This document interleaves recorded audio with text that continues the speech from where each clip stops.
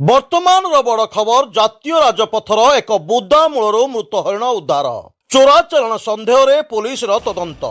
Balasore 60 number ଜାତୀୟ ରାଜପଥ ବାଲେଶ୍ୱର ନିଧିପଣ୍ଡା ଛକ ନିକଟରେ ନିଛାଟିଆ ରାସ୍ତା କଡ଼ର ଏକ ବୁଦା ମୂଳରେ ରକ୍ତାକ୍ତ ଅବସ୍ଥାରେ ଏକ ହରିଣ ପଡ଼ିଥିବାର ଦେଖିବାକୁ ମିଳିଥିଲା। ଖବର ପାଇ ଘଟଣାସ୍ଥଳରେ ପୋଲିସ ଓ ବନ ବିଭାଗ ପହଞ୍ଚି ମୃତ ହରିଣକୁ ଉଦ୍ଧାର କରି ତଦନ୍ତ ଜାରି ରଖିଛି। ତେବେ ଆଖପାଖ ଅଞ୍ଚଳରେ କୌଣସି ଘଞ୍ଚ ଜଙ୍ଗଲ ନଥିଲା ବେଳେ ଜାତୀୟ ରାଜପଥରେ ମୃତ ହରିଣକୁ ନେଇ ଚୋରାଚାଲାଣ ହେଉଥିବାର ସନ୍ଦେହ କରୁଛି ପୋଲିସ।